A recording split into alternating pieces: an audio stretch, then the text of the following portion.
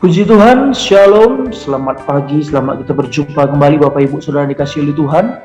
Apa kabar saudara yang dikasihi oleh Tuhan pada pagi hari ini?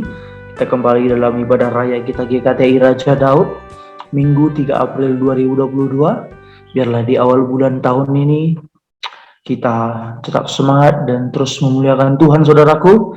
Mari kita memulai ibadah kita pada pagi hari ini. Kita menyanyikan pujian sama-sama. Kita katakan, semua oleh karena kemurahan Tuhan, semua karena kebaikan Tuhan, oleh karena kemurahan Tuhan.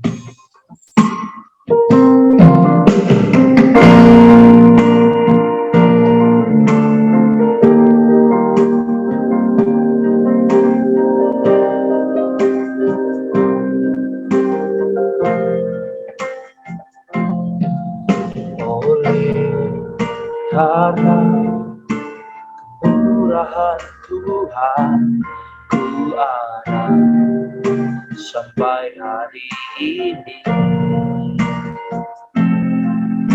Oleh karena kebaikan Tuhan, janji-Mu terjadi bagiku. Sekali lagi, oleh karena kemurahan Tuhan.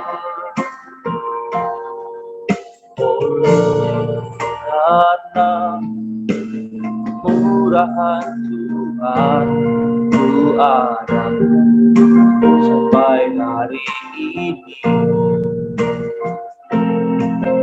Oleh karena kebaikan Tuhan, janji-Mu terjadi bagiku. Sembah Kau Tuhan, ku mengangkat tanganku, selamanya Kau ajaib bagiku. Sembah Kau Tuhan, ku mengangkat wajahku, selamanya Kau hebat bagiku. Sebab oleh kemurahan Tuhan, oleh karena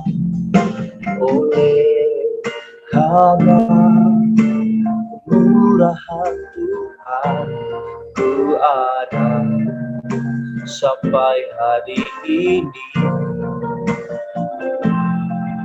Oleh karena kebaikan Tuhan, janji-Mu terjadi bagiku. Sekali lagi, oleh karena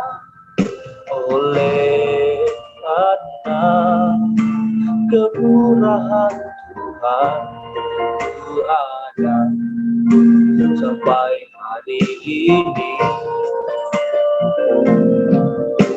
Oleh karena kebaikan Tuhan, janji-Mu terjadi bagiku.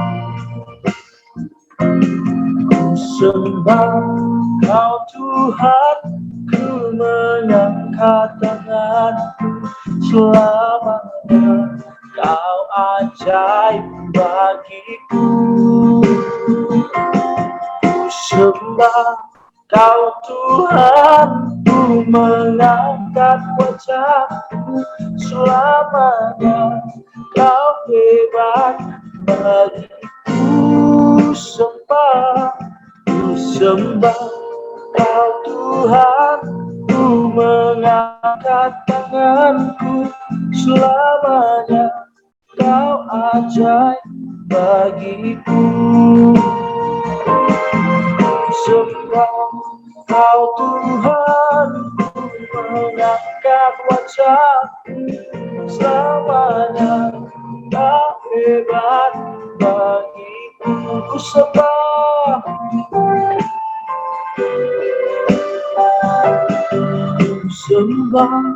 Kau Tuhan, ku mengangkat tanganku, selamanya Kau ajaib bagiku. sembah Kau Tuhan, ku mengangkat wajahku, selamanya kau hebat bagiku. Selamanya kau hebat bagiku. Selamanya kau hebat bagiku.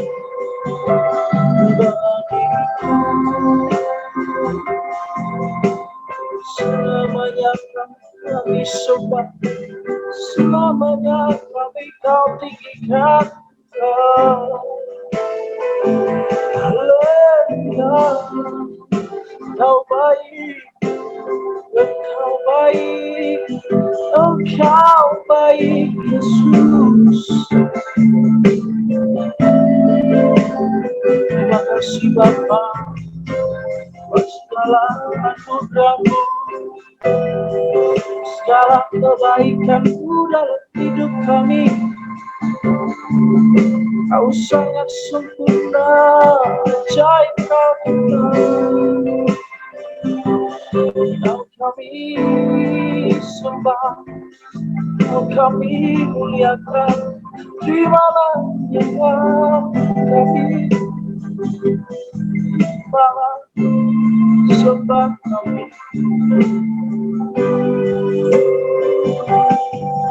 Sembah Kau Tuhan, mengangkat tangan.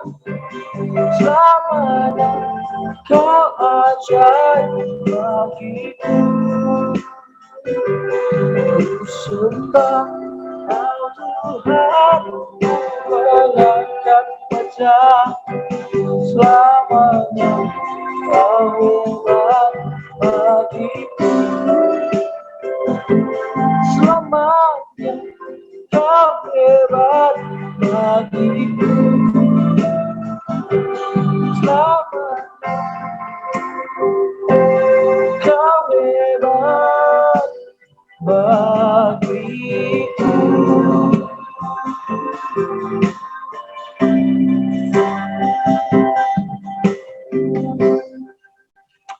Terima kasih Bapa, terpujilah nama-Mu Tuhan.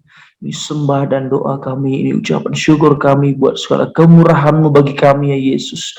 Kami mau mulai ibadah kami Tuhan, ini ibadah kami serahkan ke dalam tangan-Mu ya Bapa. Suci kuduskan kami semua yang mengambil bagian, khususnya Engkau mengurapi hamba-Mu yang menyampaikan firman-Mu ya Tuhan. Kiranya pesan-pesan yang mau Kau sampaikan bagi kami Tuhan Yesus itu Engkau nyatakan bagi hamba-Mu ya Tuhan. Terima kasih ya Tuhan Yesus. Kami serahkan ibadah ini dalam tangan-Mu dari awal pertengahan hingga akhirnya ya Tuhan. Kami berdoa buat teman sahabat kami dimanapun berada Tuhan. Kiranya mereka juga menyaksikan channel ini, mendapatkan lawatan Tuhan. Sama-sama kami diberkati oleh Tuhan. Dalam nama Tuhan Yesus kami berdoa, kami bersyukur.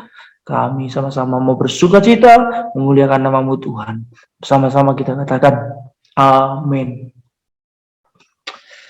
Apa kabar Bapak Ibu Saudara dikasih oleh Tuhan? Kita saatnya kita mau bersuka cita, sama-sama kita katakan sungguh nyata kasih-Mu di sepanjang hidup kami.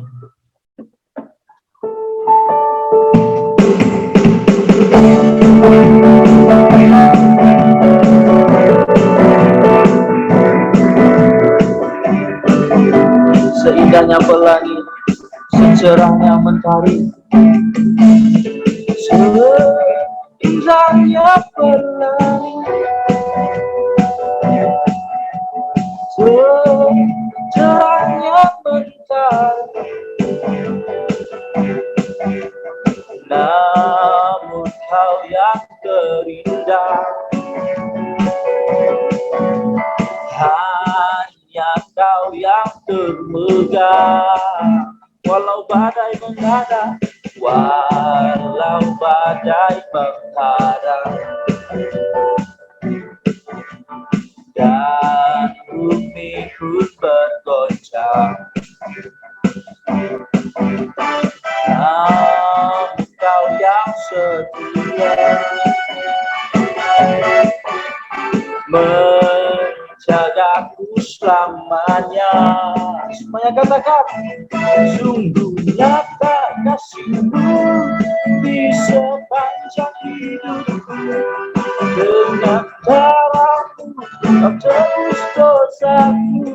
Sungguh nyata kasihmu di sepanjang hidupku. Genap hatiku hanyalah untukmu.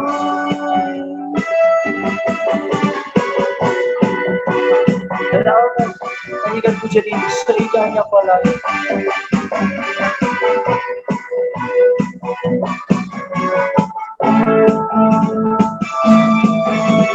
Seindahnya pelari, secerahnya mentari, namun kau yang terindah,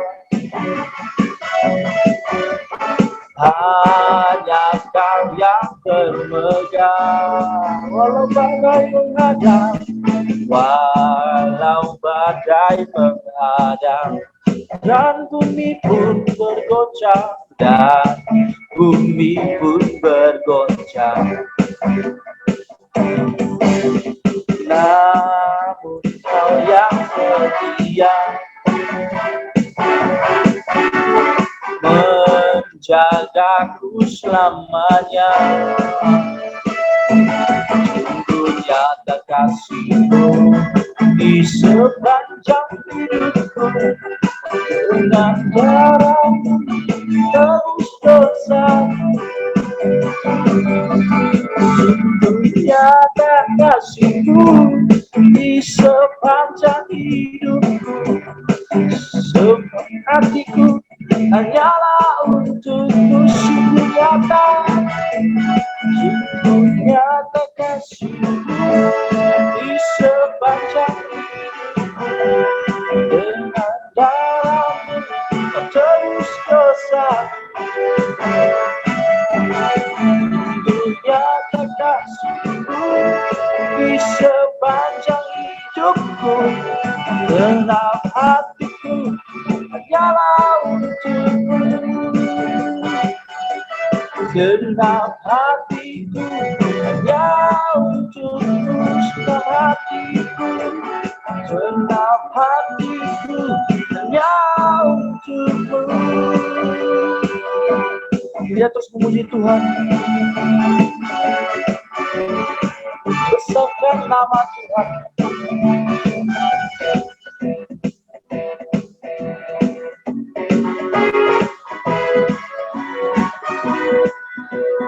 Sama-sama katakan, besarkan nama Tuhan. Besarkan nama Tuhan, pujilah Dia. Kemurahannya besar, tiada terhilang. Aku tak dapat balas betapa besar kasih-Nya. Oh, besarkanlah namanya. Sekali lagi, bersama-sama dengan sungguh-sungguh katakan, besarkan nama Tuhan. Besarkan nama Tuhan, pujilah Dia. Kemurahannya besar, tiada terbelah. Aku tak dapat balas betapa besar kasih-Nya. Oh, besarkanlah namanya. Tuhan yang ajaib, Tuhan yang kuasa, Tuhan yang menolong hidupku. Tuhan yang ajaib, Tuhan yang kuasa, jiwaku ditebus oleh-Nya. Tuhan yang ajaib, Tuhan yang ajaib, Tuhan yang kuasa, Tuhan yang menolong hidupku. Tuhan yang ajaib, Tuhan yang kuasa, jiwaku ditebus oleh-Nya. Jiwaku ditebus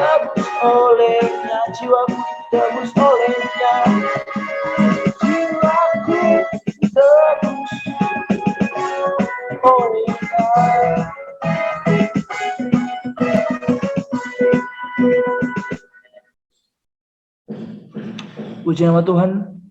Tiba saatnya kita mengakui pengakuan iman rasuli kita. Bersama-sama kita katakan, aku percaya kepada Allah Bapa yang Maha Kuasa, Khalik langit dan bumi, dan kepada Yesus Kristus, anaknya yang tunggal, Tuhan kita, yang dikandung daripada Roh Kudus, lahir dari anak darah Maria, yang menderita di bawah pemerintahan Pontius Pilatus, disalibkan, mati dan dikuburkan, turun ke dalam kerajaan maut pada hari yang ketiga, bangkit pula dari antara orang mati, naik ke surga, duduk di sebelah kanan Allah Bapa yang Maha Kuasa, dan akan datang dari sana untuk menghakimi orang yang hidup dan yang mati. Aku percaya kepada Roh Kudus, gereja yang kudus dan am, persekutuan orang kudus, pengampunan dosa, kebangkitan daging dan hidup yang kekal. Amin. Tiba saatnya kita mendengarkan firman Tuhan, saudaraku. Sama-sama kita nyanyikan pujian ini.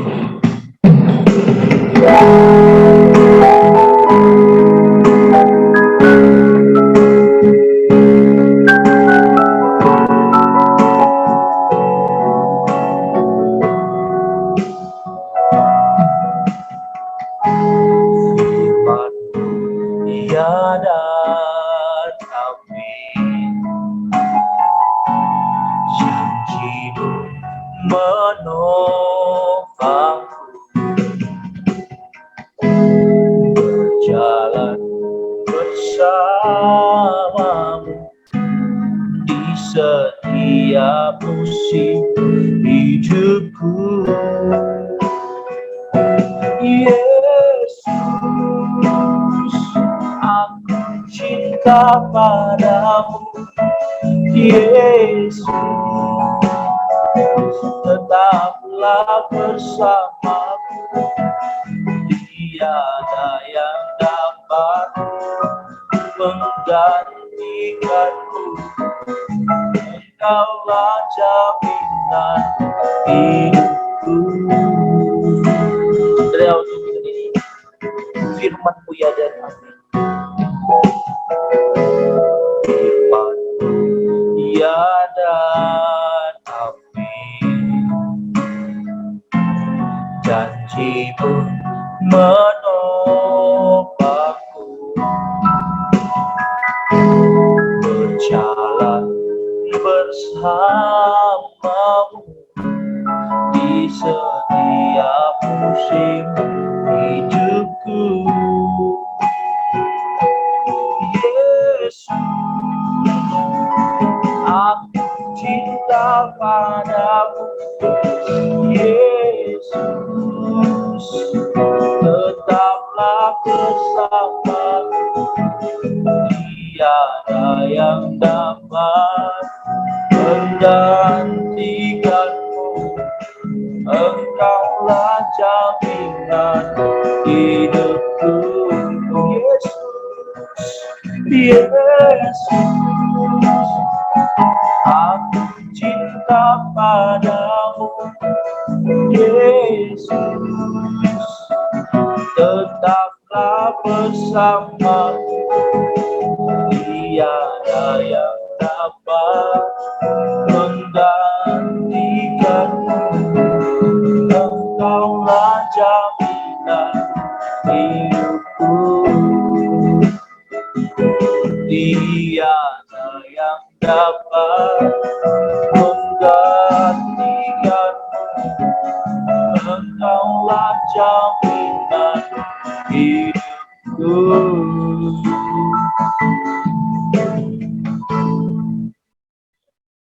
Mari kita bersatu di dalam doa.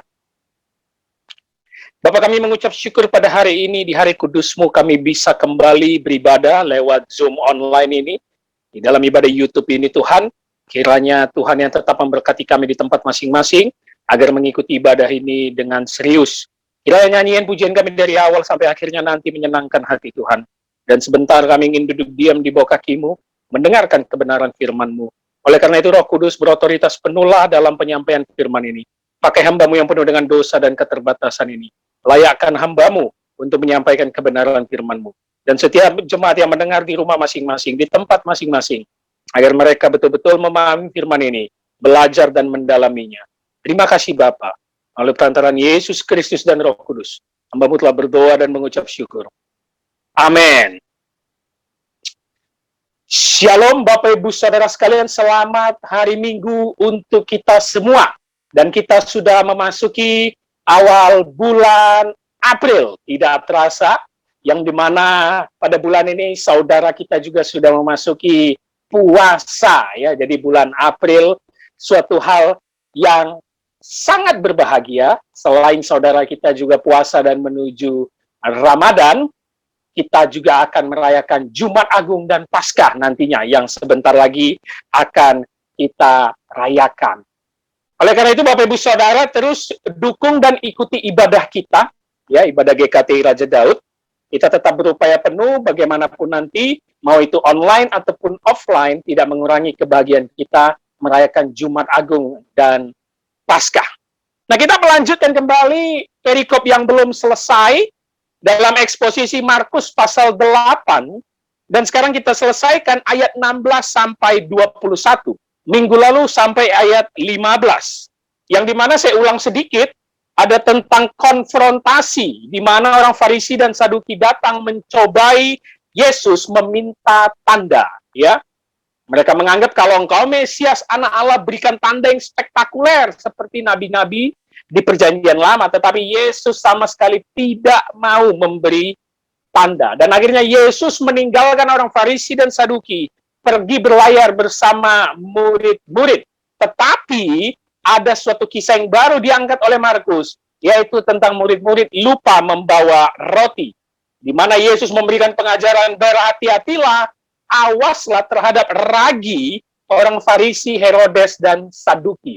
Tapi murid-murid menganggap ragi malah untuk makan siang mereka, yaitu roti. Dan kemarin saya katakan, garis besar atau judul besar dari kisah ini tentang kebutaan permanen dan kebutaan sementara. Kebutaan rohani secara permanen, yaitu orang Farisi dan Saduki, yang tidak akan pernah percaya dengan Yesus.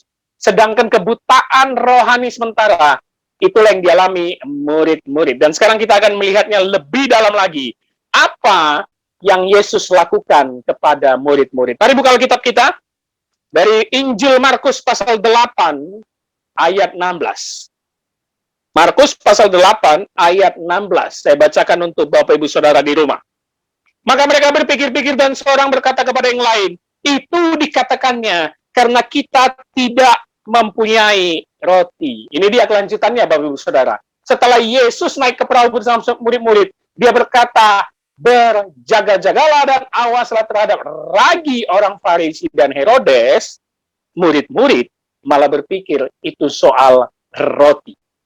Ya, karena ragi itu saya katakan di minggu lalu sangat berkaitan untuk pengembangan roti, ya, membuat busuk, dan sebenarnya diartikan sebagai pengaruh.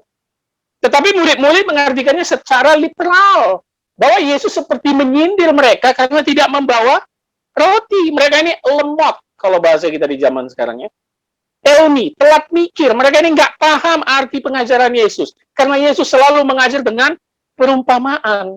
Karena yang kita pelajari minggu lalu, bahwa Yesus memperingatkan, jangan sampai pengaruh ajaran Farisi, Herodes, Saduki mengombang-ambingkan iman kalian. Jangan sampai mengikuti gaya kesombongan dan kemunafikan mereka. Itulah ragi yang membuat roti mengembang. Yesus fokus untuk memberikan pengajaran, tetapi murid-murid masih fokus soal makan siang karena lapar. Jadi sangat beda tujuannya, Bapak Ibu Saudara. Inilah yang dimaksud dengan kebutaan rohani, tapi sementara. Nanti kita akan lihat kenapa dikatakan sementara. Murid-murid hanya fokus soal roti, soal dunia, tidak pernah mau fokus dan paham ajaran Yesus. Nah, ini sama dengan kita sampai sekarang. Jangankan murid-murid yang ada di Alkitab, orang Kristen di sepanjang zaman mengikut Yesus sampai sekarang pun belum tuntas dan belum paham. Kita hampir sama dengan murid-murid di dalam perikop ini. Kita masih lebih fokus kepada soal lahiriah, mencari makan, mencari roti, mencari nasi, mencari uang. Padahal Yesus fokusnya bukan itu. Dia ingin memberikan pengajaran kerajaan Allah supaya mereka paham apa inti ajaran Yesus yang berbanding terbalik dengan ajaran pemuka-pemuka agama pada zaman itu. Ini menunjukkan, Bapak Ibu Saudara, bahwa memang kita sebagai manusia berdosa sangat sulit mengikuti sang terang cahaya Kristus.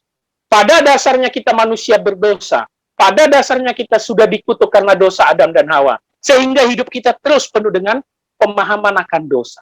Hawa nafsu membuat kita ke-distract untuk memahami perintahnya. 10 perintah yang Allah berikan kepada Musa, itu juga dilanggar semuanya.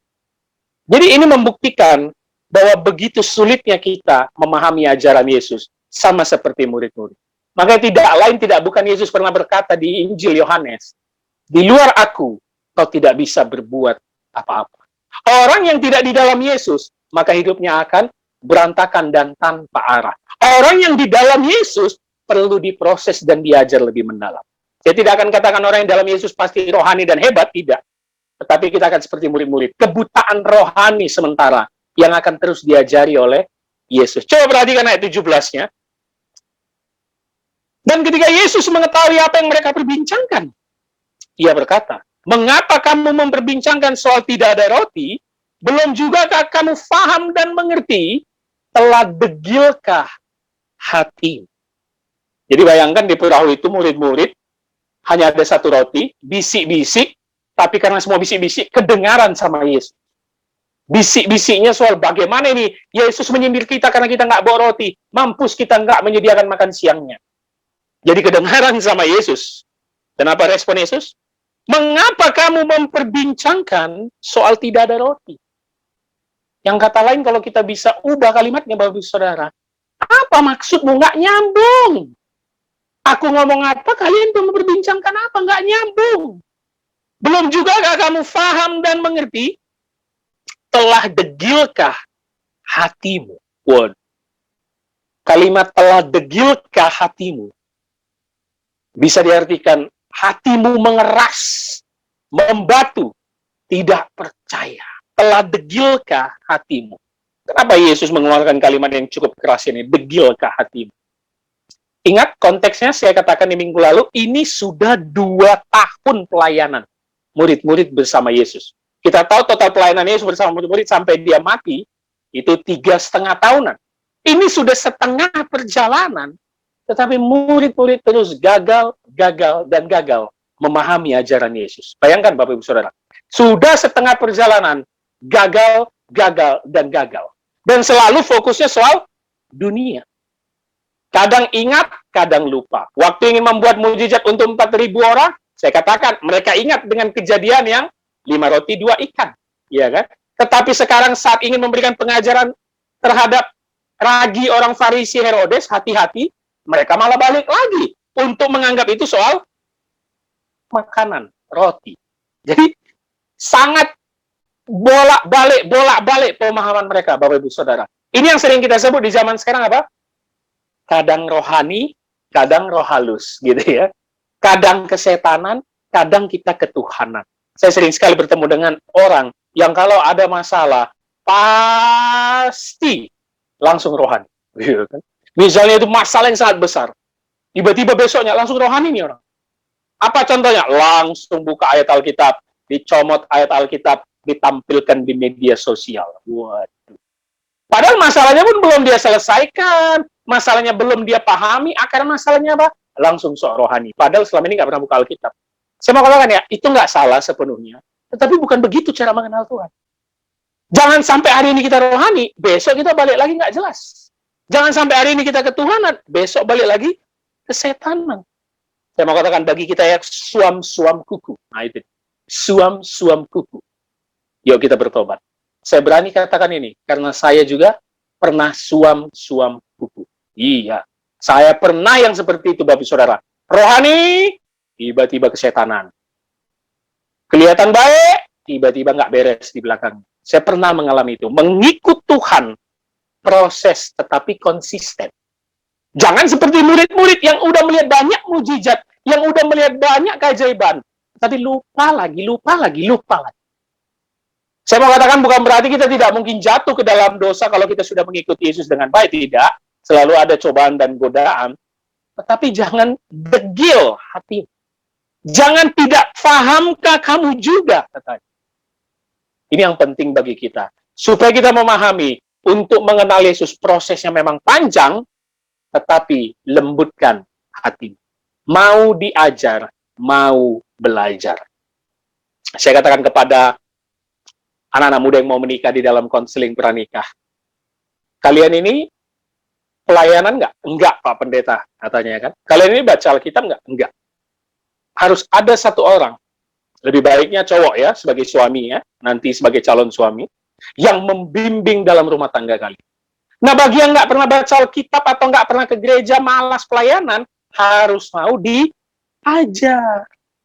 Jangan diajar pun nggak mau, belajar pun nggak mau. Nah, ini sulit. Sulit. Itu namanya kau tidak mau mengikuti proses mengenal Tuhan. Nah, nanti kita akan lihat di ayat-ayat berikutnya bahwa murid-murid, kenapa dikatakan kebutaan rohani sementara? Karena Yesus dengan sabar mengajar mereka dan mereka menerima itu kembali. Berbeda dengan konteks orang Farisi yang Yesus langsung meninggalkan mereka dan tidak memberi tanda. Ayo Bapak Ibu Saudara, jangan keraskan hatimu. Jangan degil. Pahami ajaran Yesus. Bahwa fokus ajaran Yesus tidak pernah soal kebutuhan duniawi seperti makan atau roti. Pengajaran Yesus selalu pengajaran soal kerajaan Allah. Coba kita perhatikan ayat 18, Bapak Ibu Saudara. Menarik, setelah Yesus menegur tadi di ayat 17, tidak pahamkah kamu? Degilkah hatimu? Dilanjutkan di ayat 18, kamu mempunyai mata, tidakkah kamu melihat, dan kamu mempunyai telinga, tidakkah kamu mendengar? Tidakkah kamu ingat lagi? Menarik, Bapak Saudara, perhatikan 18 ini, Yesus akan emosi dan menegur keras para murid-murid. Tidakkah kamu melihat? Satu, garis bawahi kata melihat. Mendengar. Dua, mengingat. Tiga. Tahu nggak Yesus sebenarnya mau bilang apa, Bapak Ibu Saudara? Kalian ini manusia lengkap, manusia yang normal, yang memiliki indera penglihatan, indera pendengaran, dan otak untuk berpikir. Kalian ini bukan lagi anak bayi. Kalian bukan hewan, kalian bisa melihat itu semua, mendengar itu semua. Masa begitu cepatnya kalian lupakan? Bayangkan, ini kalimatnya sangat keras kalau kita dalam. Orang punya mata, punya telinga, punya otak untuk berpikir. Kenapa setelah Yesus itu dilupakan murid-murid begitu cepat? Saya katakan dalam konteks ini untuk murid-murid teguran keras ini. Tetapi aplikasinya tentu ini untuk kita.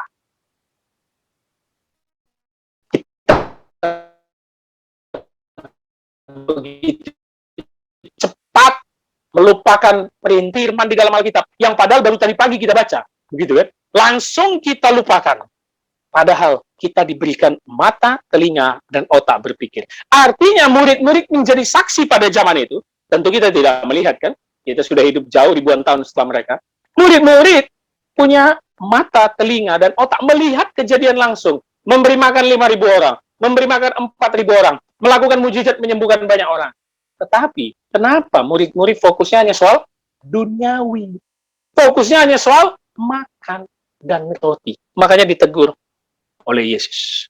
Bapak Ibu Saudara, saya mau katakan dari ayat 18 ini, kalau ada di antara kita yang detik ini masih mengeluh sama Tuhan, saya mau katakan, Anda harus bertobat. Kalau ada sampai detik ini, kita merasa capek dengan Tuhan, capek dengan kehidupan ini, karena kita lagi down, karena kita lagi banyak masalah, saya mau katakan, Anda harus bertobat. Kenapa? Sampai detik ini, saya mau tanya kepada Bapak Ibu Saudara, sudah berapa banyak engkau mengecap kebaikan Tuhan? Kita sering lihat masalahnya doang. Nggak pernah lihat kebaikan Tuhan yang selama ini dari kita kecil. Sampai umur kita sekarang berapa banyak kebaikan Tuhan yang sudah diberikan. Makanya jangan mengeluh berkepanjangan sampai meninggalkan Tuhan, stres. Bahkan ya banyak kasus yang akhirnya bunuh diri. Jangan sampai seperti itu. Karena Tuhan sudah memberikan begitu banyak kebaikan sama kita. Kalau murid-murid mengecap langsung, melihat langsung keajaiban dan mujizat, kita sekarang punya firman-Nya yang kekal sepanjang zaman, Alkitab. Itu kebaikannya tertinggi untuk umat pilihan di dunia ini. Makanya saya suka lagu, nah inilah kita ini ya, Kita itu kalau hari Minggu ibadah, nyanyi itu semangat. Kecaplah dan lihatlah betapa baiknya Tuhan itu. Iya kan? Nyanyi semangat gitu loh. Pulang gereja ngeluh juga. Apa ya, nggak ada duit ya. Aduh, susah gimana hidup ini ya. Aduh, gimana ya, aku nggak bisa beli apa-apa ini. Aduh, gimana ini, kayak mana ya. Aduh, mati, nggak bisa nabung nih, gimana ya. Banyak kali ngeluh. Padahal baru beberapa jam lalu nyanyi, kecaplah dan lihatlah. Apalagi sesudah ngasih persembahan. Biasanya gereja-gereja lagu waktu persembahan apa? Berkat Tuhan mari hitunglah. Kanis kaya kagum makannya gitu ya. Tapi hanya sebentar gitu loh. Setelah itu, ngeluh lagi, capek lagi. Jangan Bapak sekarang. Nanti ditegur Yesus. Kalian ini sudah diberikan yang terbaik. Sudah diberikan anugerah. Sudah diberikan firman Tuhan. Sudah diberikan penebusan yang tak terbatas itu. Penebusan yang bagi kita umat pilihan tidak memberikan apa-apa untuk dia. Nggak ada ngasih uang, nggak ada ngasih ini. Tapi ditebusnya secara cuma-cuma. Nah ini yang saya katakan dari 18. Menariknya Yesus menjelaskan kembali. Yesus dengan sabar memperingatkan kembali murid-murid, ya. Kamu mempunyai mata tidak melihat, kamu mempunyai telinga tidak mendengar. Tidakkah kamu ingat lagi? Kontras sekali dengan orang Farisi di atas, perikop di atas, bahwa tidak akan kuberikan tanda untuk angkatan ini. Kan seperti itu ya. Jadi sangat kontras sekali Bapak Ibu Saudara. Dan disinilah keteladanan Yesus yang penuh dengan kesabaran dan kasih. Bapak Ibu Saudara, saya tahu kalau kita buat dosa, Tuhan sedih. Tuhan marah. Bahkan dia bisa mendatangkan murkanya untuk kita. Tetapi, di dalam kasih dan keteladanan kesabarannya, dia tetap membimbing kita. Melalui Roh Kudus, kita diingatkan setiap hari. Yuk balik, yuk balik, yuk kembali ke Tuhan, yuk utamakan Tuhan, yuk baca Alkitab, yuk gereja, yuk pelayanan. Itu suara-suara yang dalam hati kita Roh Kudus bekerja, Bapak Saudara. Kalau sampai itu nggak ada, nah ini dia. Kita harus kembali ke perikop di atas. Jangan-jangan, Bapak Ibu Saudara, kebutaan rohani permanen. Sama seperti orang Farisi dan Saduki. Nggak akan diberi tanda oleh Yesus. Saya mau katakan, di dalam proses mengikuti Yesus, pasti banyak jatuh. Murid-murid banyak gagalnya. Alkitab memberikan suatu kisah bahwa murid-murid pun banyak gagalnya memahami Yesus. Apalagi kita yang tidak pernah mengikut dia secara langsung. Nabi-nabi banyak gagal di perjanjian lama. Raja Israel, tiga-tiganya gagal sebelum terpecah. Saul, Daud, Salomo gagal juga dalam hidupnya, dalam ending hidupnya mengikut Tuhan. Tetapi, bagi kita umat percaya, bagi kita yang percaya terhadap kesabaran, keteladanan Yesus, kita harus kembali bertobat untuk mengikut perintah. Jangan keraskan hatimu, Bapak Saudara. Jangan degil. Makanya saya selalu katakan, beragama itu gampang. Mengikuti Yesus itu setengah mati. Saya ulangi ya. Beragama itu gampang. Mengikuti Yesus itu setengah mati. Beragama itu ya gampang sekali. Gereja hari Minggu itu beragama tuh. Ya. Itu beragama, udah. Saya tidak akan pernah bilang orang rohani gereja hari Minggu. Enggak. Mau siapapun dia. Enggak. Bahkan kalau saya hanya gereja hari Minggu tidak pernah buka Alkitab, Senin sampai Sabtu, saya ini pendeta enggak rohani. Iya, karena gereja itu nggak ada itu indikasinya ke rohani. Itu beragama. Kau kan menjalankannya karena kau diajari dari turun-temurun hari ibadah kita Minggu. Iya kan? Itu beragama. Pasca yang sebentar lagi, ini COVID puji Tuhan sudah mereda ya, sudah begitu banyak kegiatan saya lihat, online sudah berkurang ya, ada beberapa saja. Saya yakin penuh ini nanti gereja. Jumat Agung itu pasti penuh. Ya, Jumat Agung penuh. Pasca paginya yang penuh pasti. Kalau udah agak siangan biasanya kurang. Lihat tuh, itu banyak. Kenapa? Itu beragama. Itu hari-hari raya beragama. Tetapi betulkah kau memahami makna Jumat Agung? Betulkah kau memahami penebusan di kayu salib itu? Betulkah kau memahami kebangkitan Pasca? Itu mengikut Yesus. Beragama itu gampang. Menjadi Kristen setengah mati. Lalu kita lanjutkan ayat 19. Dilanjutkan Yesus kalimatnya, pada waktu aku memecah-mecahkan 5 roti untuk 5.000 orang itu, berapa bakul penuh potongan-potongan roti kamu kumpulkan? Jawab mereka, 12 bakul. Lihat, kesabaran Yesus kembali menjelaskan secara detail. Yesus flashback kisah mujizat yang dilakukannya 1 bulan lalu. Yang dia memberi makan 5.000 orang dengan kisah yang terkenal. 5 roti, 2 ikan. Ini 1 bulan lalu kejadian mereka. Seakan-akan Yesus ingin menjelaskan roti secara literal, makanan pokok mereka, itu bukan menjadi masalah utama, gitu loh. 5.000 laki-laki itu kasih makan, itu total hampir 20.000 kok. Hanya dengan 5 roti, 2 ikan. Makanya kalau hanya soal makanan pokok, soal roti, kalian tidak boleh komplain. Itu yang Yesus ingin ajarkan. Dia flashback ke sebulan lalu, supaya murid-murid paham. Dan ternyata, murid-murid ingat ya. Tahu dari mana kita? Jawaban mereka berarti kan? Jawab mereka apa? 12 bakul. Oh, masih ingat 1 bulan lalu. Tuh ingat. Lihat. Sebenarnya, kita yang udah baca firman Tuhan, tahu kok itu larangan, gitu loh. Tahu kok itu dosa. Tahu kok itu perintah Tuhan yang harus taati. Tetapi kita antara lupa atau dilupa-lupakan. Sehingga ketika dinasihati oleh pendeta, dinasihati orang tua, jawaban kita apa? Ingat kok, ingat, iya, aku udah tahu kok itu, semua isi Alkitab itu udah tahu kok aku. Nah, enggak, kita ini degil, kayak murid-murid. Mereka ingat tuh, 12 bakul, jawab mereka. Bahkan kita tafsir apa? 12 bakul itu untuk makan mereka 1 orang. 1 murid-murid terima 1 bakul, untuk pelayanan perjalanan mereka bersama ini. Kurang apa soal roti? Itu bukan pernah menjadi masalah utama, kata Yesus. Ditekankan lagi, di ayat 20, berarti kan Bapak Ibu Saudara. Dan pada waktu 7 roti untuk 4.000 orang itu, berapa bakul penuh potongan-potongan roti kamu kumpulkan? Jawab mereka, 7 bakul. Lanjut, beda konteks, beda cerita. Kalau yang 5 roti 2 ikan 1 bulan lalu, kalau yang 4.000 orang ini kan yang di tanah bangsa asing. Berapa lama itu kejadiannya? Baru 1-2 hari yang lalu. Ya sudah pasti mereka ingat. Dan mereka menjawab apa? 7 bakul. Ingat kok, sebenarnya ingat. Tapi emang degil gitu loh. Nggak mau fokus ngikut Yesus.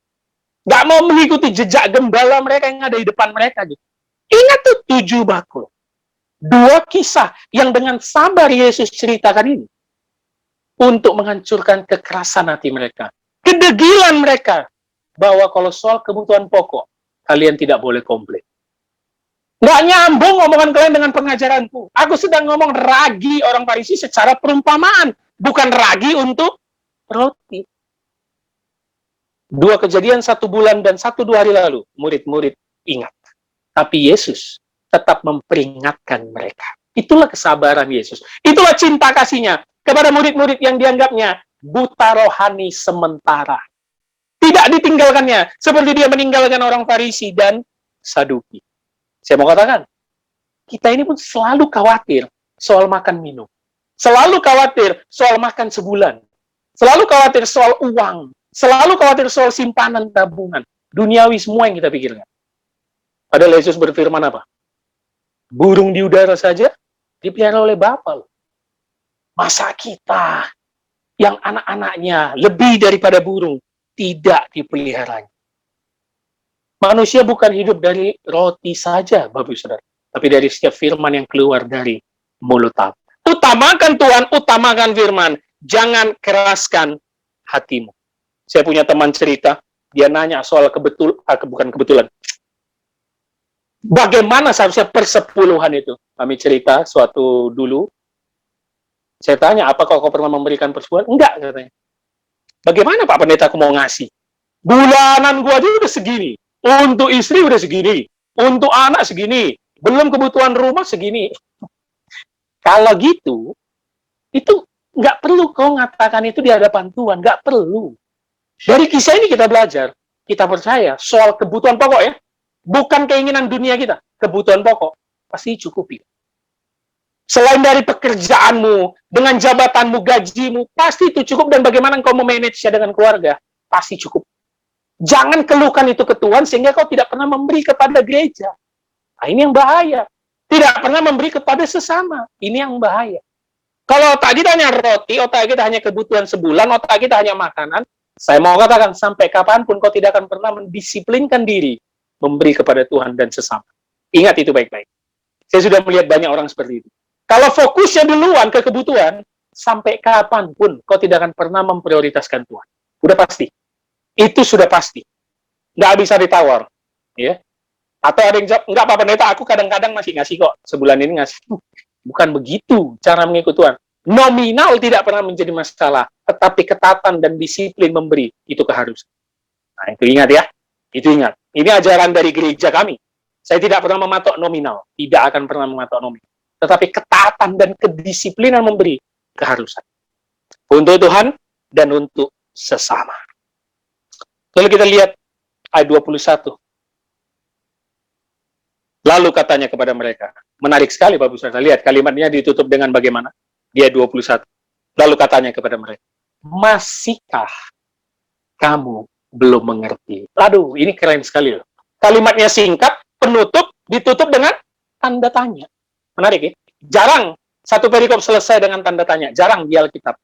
Masihkah kamu belum mengerti? Ini pertanyaan retoris yang nggak perlu jawaban, tetapi perlu kita renungkan. Masihkah kamu belum mengerti? Saya ganti kalimatnya Bapak Saudara. Masihkah engkau meragukan kasih Tuhan dalam hidupmu? Saya ganti lagi Bapak Saudara. Masih komplainkah engkau ke Tuhan? Kenapa hidupmu begini-begini saja? Saya ganti lagi Bapak Saudara. Masih marah kau ke Tuhan kalau kau belum dapat pekerjaan? Kalau uangmu masih segini-segini aja? Saya ganti lagi Bapak Saudara. Masih meragukan mujizat Tuhankah kau di dalam hidupmu? Masihkah kau belum mengerti? Ini bukan hanya untuk jemaat yang menonton, tapi untuk kita juga hamba-hamba Tuhan ini menjadi perenungan. Jangan pikir hamba Tuhan itu manusia super kudus, suci, enggak juga. Banyak juga yang kita keluhkan di dalam pelayanan. Tapi saya ketika mengeksposisi ayat ini, singkat sih, nggak perlu pendalaman, nggak perlu lihat bahasa aslinya, masihkah kamu belum mengerti? Maka saya ingin mengatakan, di akhir perikop kisah ini, Bapak Ibu Saudara yang menonton, kalau sekarang di minggu ini kau masih mengeluh dengan perekonomian keluargamu, padahal engkau, anak istrimu masih cukup makan, nanti Yesus akan berbisik, masihkah kau belum mengerti? Bahwa bukan duniawi yang terpenting, tetapi kasihku kepadamu sudah kuberikan lewat penebusan anakku di kayu salib. Ini momen prapaskah Bapak Ibu Saudara. Yuk kita renungkan sebelum memasuki Jumat Agung. Sengsara Yesus Kristus itu menjadi perenungan utama kita. Penebusan cinta kasih-Nya di kayu salib. Masihkah kau belum mengerti? Itulah mengapa firman Tuhan yang diberikan tak lekang oleh waktu dan tak lekang oleh zaman. Ketika kita mempelajari, membaca, mendalaminya, kita tahu sebenarnya kita manusia berdosa yang selalu komplain ke Tuhan, yang penuh dengan kedegilan dan kekerasan hati. Sama seperti murid-murid yang sangat lambat memahami ajaran Yesus. Padahal setiap hari mereka bersama 24 jam. Bayangkan, setiap hari mereka sama. Konon lagi kita yang tidak pernah ketemu dan melihat. Dan akhirnya murid-murid dipulihkan Tuhan setelah kenaikannya ke surga. Yuk, murid-murid pernah gagal, kita pernah gagal memahami. Murid-murid lambat memahami ajaran Yesus, kita pun lambat memahami ajaran. Murid-murid sering lupa dan jatuh melawan perintah Yesus, kita pun sering jatuh melawan perintah Yesus. Tetapi, ingatlah kalimat terakhir dia 21 ini. Kalau engkau komplain, engkau tidak layak, Bapak Ibu Saudara. Kalau engkau mengeluh, ingatlah penebusan Yesus di kayu salib. Masihkah engkau belum mengerti? Akhirnya murid-murid kembali belajar, terus belajar sampai mereka mengikut 3,5 tahun perjalanan. Inilah kebutaan rohani sementara, di mana Yesus tetap dengan sabar membimbing mereka. Berbanding terbalik dengan orang bebal, angkatan-angkatan seperti nenek moyang Israel, orang Farisi Saduki, yang tidak pernah mau menerima ajaran Yesus. Oleh karena itu, di minggu ini, menuju Paskah yang sebentar lagi, yuk kita renungkan firman ini, supaya kita fokus kepada ajaran Tuhan. Terus mendalaminya, memahami perkataan Yesus di Alkitab.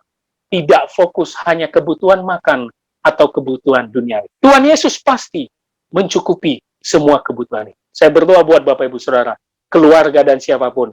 Tuhan Yesus pasti mencukupi itu. Maka, prioritaskan Dia dan carilah kerajaan Allah terlebih dahulu. Amin. Mari kita berdoa. Bapak, kami mengucap syukur pada hari ini kami bisa melanjutkan pembelajaran eksposisi Injil Markus, di mana kami terus dinasehati, ditegur, diperingatkan bahwa kami adalah murid-murid-Mu yang sering melupakan ajaran-Mu. Kami adalah anak-anak-Mu yang hanya fokus kebutuhan duniawi, fokus tentang makan kami, tetapi kami lupa dengan pengajaran-Mu. Kami lupa memahami firman-Mu. Kami tidak memprioritaskan. Oleh karena itu, Roh Kudus yang memateraikan firman ini dalam hati dan pikiran kami, ampuni kami ya Bapa, agar kami bisa menjadi murid-Mu yang sejati, yang belajar mengikut Engkau, sangkal diri dan pikul salib. Terima kasih Tuhan. Inilah doa kami, biarlah pembelajaran ini bisa kami praktekkan dalam kehidupan kami sehari-hari. Dalam nama Yesus Kristus, hamba-Mu telah berdoa dan mengucap syukur. Amin. Kita telah mendengarkan firman Tuhan pada pagi hari ini. Mari kita bersyukur saudaraku, sama-sama kita katakan, Yesus sukacitaku.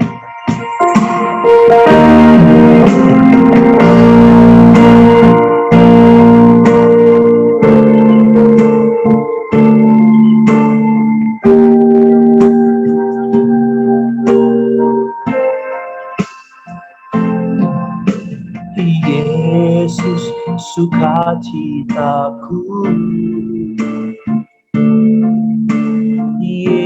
Yesus kekuatanku,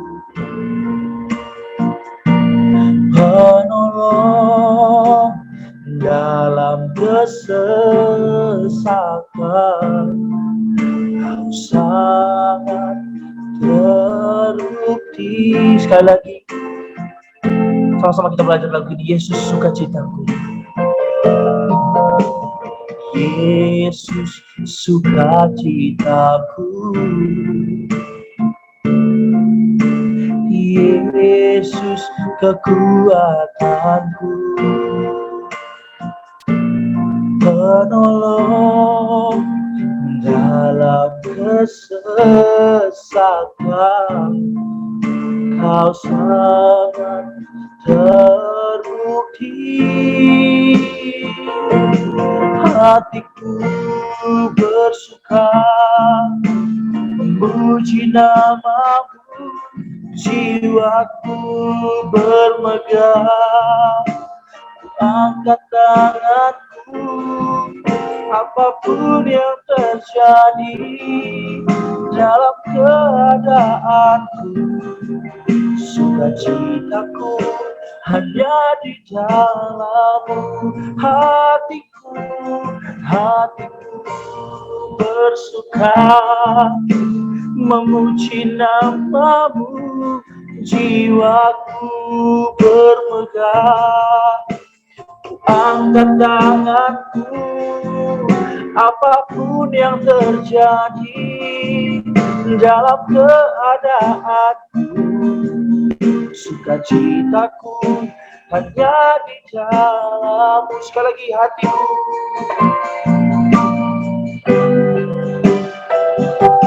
hatiku bersuka memuji nama-Mu, jiwaku bermegah. Ku angkat tanganku, apapun yang terjadi dalam keadaanku.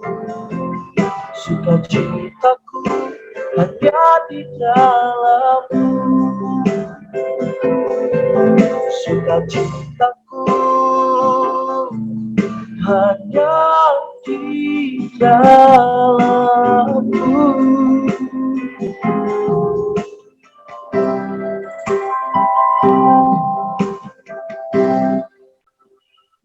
Shalom, selamat hari Minggu saya ucapkan untuk setiap jemaat GKTI dimanapun berada dan setiap simpatisan yang menonton YouTube GKTI Raja Daud. Kita sudah masuki bulan April, puji syukur Tuhan masih melindungi kita, memberikan kita nafas kehidupan di bulan ini. Dan peringatkan kembali kita di dalam momen Prapaskah, masuki Paskah, betul-betullah kita mengikuti ibadah dengan benar. Seperti biasa, warta yang ingin saya katakan, yang pertama adalah persembahan karena kita masih online, atau teman-teman yang tergerak, setiap jemaat yang ingin memberi, bisa memberi ke rekening yayasan, yaitu rekening Bank BCA, atau rekening gereja GKTI Jemaat Raja Daud Bank DKI. Nomor rekeningnya tertera di layar. Dan saya ingatkan kembali, di awal bulan puasa ini, sebagaimana selalu pelayanan misi dari Yayasan Pondok Raja Daud, kita terus berbagi kepada setiap yayasan agama lain. Dan saya katakan dari minggu lalu, kita sudah membuat proposal pelayanan kasih untuk berbagi kepada anak panti Yayasan Umat Sejahtera dari rekan kita Muslim. Oleh karena itu, teman-teman yang ingin membantu dan tergerak, bisa memberi bantuan ke rekening Yayasan Pondok Raja Daud, Bank BCA. Mari kita bahagiakan mereka di bulan puasa ini. Selanjutnya, kelas pendalaman Alkitab. Kemarin kita berjalan 2 kali, Rabu kita bertemu di Senayan City, dan Kamis kemarin secara online. Jadi teman-teman yang ingin ikut bisa DM Instagram King David, atau menghubungi majelis kita Romi. Teman-teman yang ingin bertatap muka bisa datang di hari Rabu jam 1, konfirmasi dulu, lalu di hari Kamis juga jam 1 lewat Zoom online. Yuk mari kita terus bersama-sama memahami pembelajaran firman Tuhan. Selanjutnya YouTube channel kita seperti biasa, YouTube GKTI Raja Daud menayangkan khotbah setiap hari Minggu karena ibadah online. Kira-kira teman tetap menonton setiap minggunya dan men-share ke teman-teman dan keluarga. Dan YouTube kita tentang pembelajaran teologis hanya Alkitab. Sudah 1.600 subscriber, mari teman-teman dukung terus. Karena banyak pembelajaran penting di dalamnya mengupas Alkitab lebih dalam. Seperti video terakhir itu tentang neraka. Bagaimana kita memahami perspektif neraka dari berbagai sudut pandang. Kita dilatih untuk memahami berbagai bagian doktrin atau ayat-ayat Alkitab lebih mendalam dari berbagai sisi. Maka itu like, comment, subscribe, dan share ke banyak orang. Kiranya menjadi berkat. Dan yang terakhir, puji Tuhan, buletin kita yang kelima sudah terbit. Ya, Discite Volume 5 sudah terbit. Kiranya siapapun yang melihat, mau memesan, bisa memesan dalam bentuk cetak atau PDF. Bentuk cetak harus diberitahu terlebih dahulu dan menunggu. Sedangkan PDF bisa langsung saya kirim lewat email atau WhatsApp. Biayanya tentu hanya biaya ongkirnya saja. Jika ingin membeli buku dan buletin lainnya yang tertera di layar, teman-teman bisa menghubungi saya ataupun majelis. Mari dukung terus pelayanan kita di buku dan buletin untuk memberikan pengajaran ke banyak orang. Demikian warta yang bisa saya sampaikan. Kiranya Bapak Ibu Saudara, jemaat sekalian, bisa terus mengikuti perkembangan pelayanan GKTI Raja Daud. Untuk kita mengakhiri ibadah kita, mari kita bersatu di dalam doa.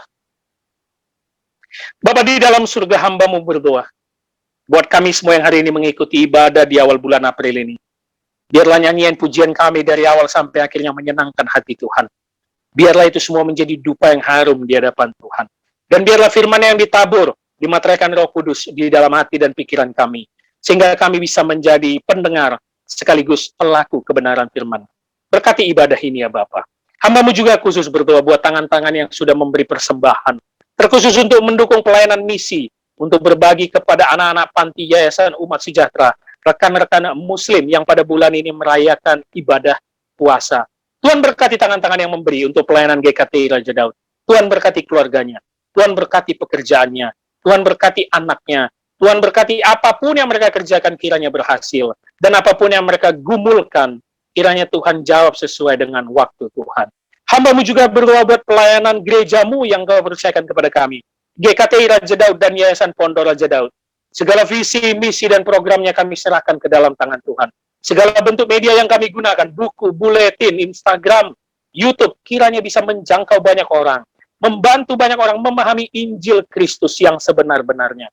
Oleh karena itu kuatkan kami, pelayan-Mu, hamba-Mu, agar setia melayani di gereja-Mu. Hamba-Mu juga berdoa, buat rekan-rekan yang mungkin dalam keadaan sakit. Kiranya Tuhan berikan kekuatan, Tuhan berikan kesehatan, dan pulihkan agar bisa beraktivitas seperti biasa, bekerja dan beribadah bersama bertemu rekan-rekan seiman.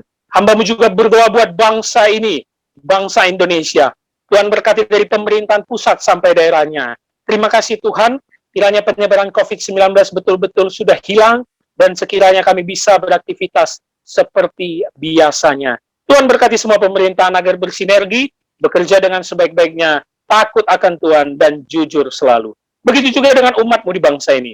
Hamba-Mu berdoa pakai kami semua untuk menunjukkan karakter Kristus, menciptakan keadilan sosial bagi masyarakat di bangsa ini, sehingga kami bisa memberitakan Injil kebenaran Tuhan.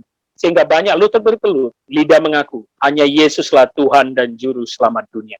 Terima kasih Bapa. Sebelum kita menerima berkat Tuhan, mari jemaat Tuhan, kita sama-sama berdoa, doa yang diajarkan oleh Tuhan Yesus. Bapa kami yang di sorga, dikuduskanlah namamu, datanglah kerajaanmu, jadilah kehendak-mu di bumi seperti di sorga.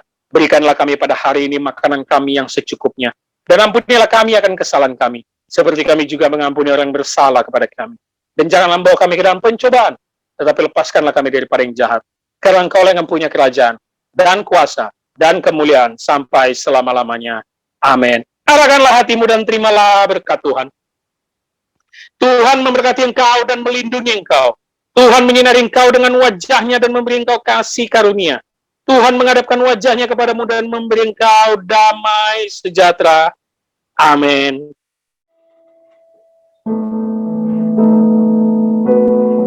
Bapa, terima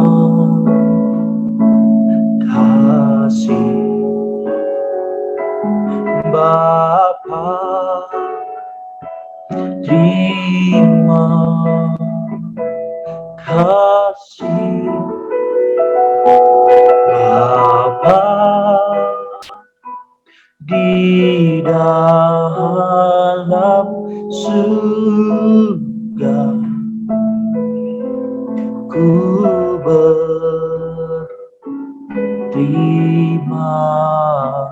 kasih. Amin.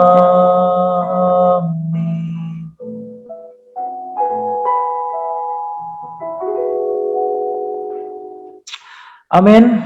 Puji Tuhan, saudaraku, dikasih oleh Tuhan. Dan selamat hari Minggu buat kita semuanya. Kiranya Tuhan Yesus terus memberkati kita semuanya, saudaraku. Tetap semangat, jangan pernah takut. Di hari-hari yang makin sulit ini, tetap mengandalkan Tuhan. Sampai jumpa hari Minggu depan. Tuhan Yesus memberkati kita semuanya. Shalom.